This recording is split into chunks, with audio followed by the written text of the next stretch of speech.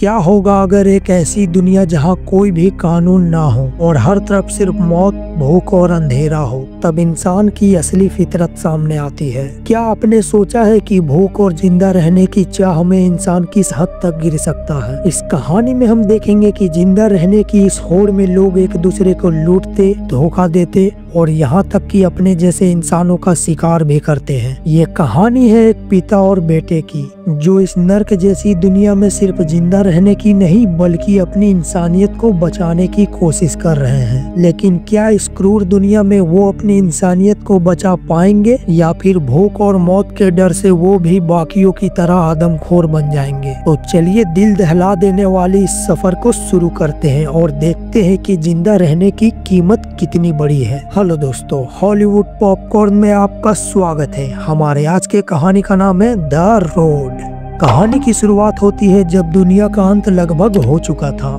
दुनिया के सभी जानवर मर चुके थे और धरती से हरियाली भी जा चुकी थी और यही कारण था कि धरती पर अब कुछ गिने चुने लोग ही जिंदा बचे थे। और जितने भी इंसान जिंदा बचे हैं वो जिंदा रहने के लिए अब इंसानों को ही अपना शिकार बनाते और उन्हें मारकर खा जाते हैं, क्योंकि अगर उन्होंने ऐसा नहीं किया तो वो भी भूख से मारे जाएंगे। वही हमें एक पिता और उसके बेटे को दिखाया जाता है जो सुनसान सड़क पे सफर कर रहे थे। इनके पास एक ट्रॉली होती है जिसमें इन्होंने अपना जरूरत का सारा सामान रखा होता है। दिखने में ये दोनों काफी कमजोर और भूखे लग रहे थे और असल में ये दोनों खाने की तलाश में इधर उधर भटक रहे होते हैं, क्योंकि माइकल और उसका बेटा कैनिबल्स में से नहीं थे। वो अभी भी इंसानियत को जिंदा रखना चाहते थे, पर अपना खाना ढूंढते वक्त इन्हें अपने आप को कैनिबल्स यानी आदमखोर लोगों से बचाना भी होता था। और साथ ही अब धरती पे ठंड बहुत बढ़ चुकी होती है, जिसकी वजह से इन्हें हमेशा गर्म कपड़े पहनकर रहना होता है। माइकल रास्ते में अपने बेटे के साथ रुक जाता है। उसके पास एक बंदूक होती है, पर उसमें सिर्फ 2 ही गोलियां होती हैं। दरअसल ये बंदूक माइकल ने अपने पास किसी को मारने के लिए नहीं बल्कि अपने बेटे और खुद की जान को खत्म करने के लिए रखा होता है, क्योंकि उसे मालूम है कि उनकी हालत कभी भी बद से बदतर हो सकती है। माइकल अपने बेटे के साथ एक कार में सो जाता है और यहाँ से कहानी को फ्लैशबैक में ले जाया जाता है, जहां हम देखते हैं कि माइकल अपने वाइफ के साथ होता है और उसकी वाइफ प्रेग्नेंट होती है। और अभी तक दुनिया में सब कुछ नॉर्मल था, पर इंसानों की ही गलतियों की वजह से एक दिन इंसानों के साथ दुनिया में मौजूद तमाम जीवित चीजें नष्ट हो गई, जिसके कुछ दिनों बाद ही ऐसे हालातों में माइकल की वाइफ अपने बेटे को जन्म देती है। और किसी तरह वो लोग इस खत्म हो चुकी दुनिया में जी रहे थे, पर एक दिन उसके घर पे एक आदमी घुसकर उसके बेटे को खाने की कोशिश करता है, जिसकी वजह से मजबूरन माइकल उस आदमी को गोली मार देता है। और अब उनके बंदूक में सिर्फ 2 ही गोलियां बची होती हैं।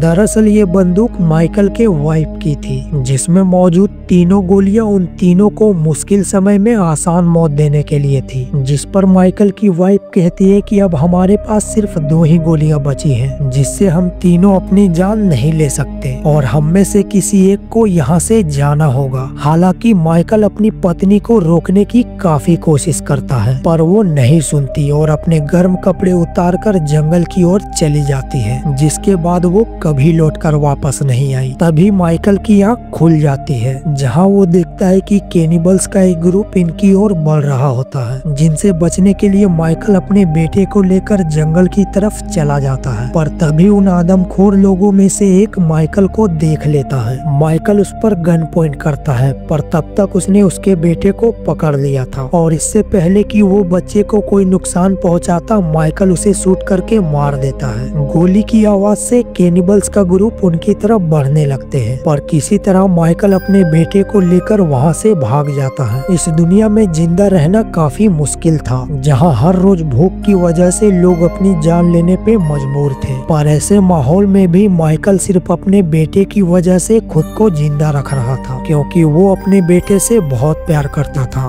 फिर एक दिन जब माइकल खाने की तलाश में एक बंद पड़े घर के अंदर जाता है, तब वहाँ उसे एक तहखाना मिलता है और जब वो उसके अंदर जाता है तो वहाँ का नजारा काफी चौंकाने वाला था। क्योंकि वहाँ आदमखोर लोगों के ग्रुप ने बहुत सारे जिंदा लोगों को कैद कर रखा था ताकि भूख लगने पर वो उनको मारकर खा सके।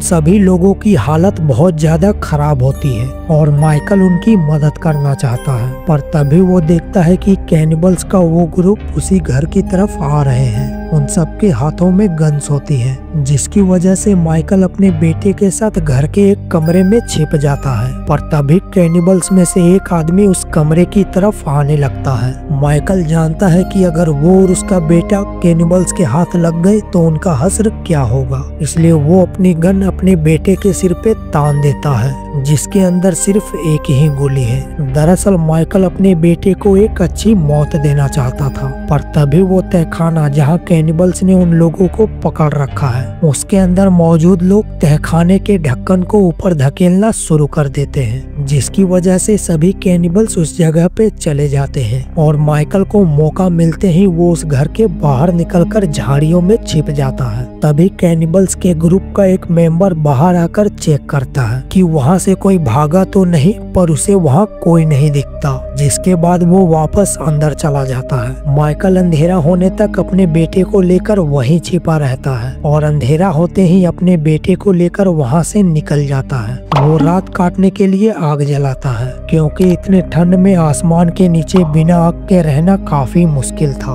माइकल अपने बेटे को खाने के लिए एक छोटा सा बीज देता है, जो उनके पास बचा हुआ आखिरी खाना था। धीरे धीरे वक्त बीत रहा था और भूख से इनकी हालत भी अब ज्यादा खराब हो रही थी। फिर एक दिन माइकल को जमीन के नीचे एक अंडरग्राउंड बंकर मिलता है और जब वो उसके अंदर जाते हैं तो उसे वहाँ बहुत सारा खाना मिलता है, जिसे खाकर वो लोग कई सालों तक जिंदा रह सकते थे। माइकल अपने बेटे को भी उस बंकर के अंदर ले लेता है। इन लोगों ने कई दिनों से खाना नहीं खाया था और आज कई दिनों के बाद ये लोग पेट भर के खाना खाते हैं और चैन की नींद सोते हैं। उन दोनों ने अपना काफी समय उस बंकर के ही अंदर गुजारा, क्योंकि यहाँ खाना होने के साथ ये बंकर पूरी तरह से सेफ था। पर कुछ दिनों के बाद माइकल को ऊपर किसी के चलने की आवाजें सुनाई देती हैं और वो समझ जाते हैं कि अब यहाँ रुकना उनकी जान के लिए खतरा बन सकता है। जिसके बाद वो दोनों बंकर से जितना हो सके खाना अपने पास रख लेते हैं और फिर वहाँ से निकल जाते हैं। वहाँ से थोड़ी देर चलने पर रास्ते में उन्हें एक बूढ़ा आदमी मिलता है, जिसकी हालत भी भूख से काफी खराब थी। जिसके बाद माइकल अपने खाने में से थोड़ा खाना उस बूढ़े आदमी को दे देता है और रात को भी वो आदमी इन्हीं के साथ रुक जाता है, जिसकी अगली सुबह वो आदमी अपने रास्ते चला जाता है। फिर यहाँ से माइकल और उसका बेटा चलते चलते एक समुंदर के किनारे पहुँच जाते हैं। ये जगह माइकल को बाकी जगहों से थोड़ा अच्छा और सेफ लग रहा था, जिस पर वो लोग वहीं पर रुकने का फैसला करते हैं। फिर अगली सुबह माइकल को समुंदर में एक पुरानी शिप दिखाई देती है और वो उसके अंदर जाकर खाना तलाश करने का फैसला करता है। वो पहले तो अपने बेटे को अपनी गन देकर उसे सामान के साथ रहने को कहता है और खुद उस शिप की तरफ चला जाता है, पर माइकल का बेटा वहीं पे सो जाता है और तभी वहाँ एक आदमी आता है जो उनका सारा खाना और सामान चुराकर वहाँ से चला जाता है। थोड़ी देर बाद माइकल जब वहाँ लौटकर आता है तो अपना खाना न देखकर काफी परेशान हो जाता है, पर उसे इस बात की तसल्ली होती है कि उसका बेटा सही सलामत है। जिसके बाद माइकल अपने बेटे को लेकर उस चोर को ढूंढने उसके पीछे चला जाता है और कुछ देर चलने पर उसे वो आदमी मिल जाता है। माइकल उस पे गन पॉइंट करके अपना सारा खाना और सामान वापस ले लेता है, पर उस आदमी ने उनके सामान में से उनके कुछ कपड़े भी पहन लिए होते हैं, जिसे माइकल उतरवा लेता है और ये बात उसके बेटे को अच्छी नहीं लगती, जिस पर वो अपने पिता से नाराज हो जाता है। जिस पर माइकल उस आदमी के लिए कपड़े और थोड़ा खाना छोड़कर वहाँ से निकल जाता है। वो दोनों चलते चलते एक वीरान पड़े गांव तक पहुँच जाते हैं और वो लोग वहाँ से गुजर रहे होते हैं, पर तभी कोई माइकल के पैर पे तीर से हमला कर देता है, जिससे उसका पैर काफी जख्मी हो जाता है। पर माइकल ने भी उस आदमी को देख लिया था और वो उस पे फ्लेयर गन से शूट कर देता है, जो उसे उस पुराने शिप के अंदर मिली थी। फिर माइकल उस घर के अंदर जाकर देखता है जहाँ उस आदमी की पत्नी अपने हस्बैंड की मौत पर रो रही होती है। माइकल उस औरत से पूछता है कि तुम लोग हमारा पीछा क्यों कर रहे हो, जिस पे वो औरत कहती है कि हम तुम्हारा पीछा नहीं कर रहे हैं और बस हम जीने की कोशिश कोशिश कर रहे हैं। जिसके बाद माइकल उस औरत को कुछ नहीं कहता और अपने बेटे को लेकर वहाँ से निकल जाता है। हालांकि माइकल ने उस तीर को अपने पैर से निकाल दिया था, पर अपने जख्मों के कारण वो ठीक से नहीं चल पा रहा था। उसे चलने में बहुत दिक्कत हो रही थी, यहाँ तक कि अब वो अपना सामान भी नहीं खींच पा रहा था। जिसके बाद वो ट्रॉली में से कुछ खाना अपने पास रख के बाकी का सामान वहीं छोड़ देता है और वहाँ से आगे निकल जाता है। लेकिन माइकल अब बहुत ज्यादा आगे तक नहीं जा सकता और थोड़ी दूर चलने पर वो समुद्र के किनारे एक जगह पे गिर जाता है। फिर माइकल और उसका बेटा मजबूरन वहीं पे अपना रात गुजारते हैं। जिसकी अगली सुबह दिखाया जाता है कि माइकल की हालत अब बहुत ज्यादा खराब होती है और अब वो यहाँ से आगे नहीं बढ़ सकता। माइकल अपने बेटे को कहता है कि अब तुम्हें आगे का सफर अकेले ही तय करना होगा और वो उसे साउथ की तरफ बढ़ते रहने को कहता है। माइकल का बेटा कहता है कि मैं आपके बिना आगे नहीं जा सकता और आपने मुझसे वादा किया था कि हम हमेशा साथ रहेंगे। पर माइकल अब चलने की हालत में नहीं था, पर फिर भी उसका बेटा उसे छोड़कर नहीं जाता।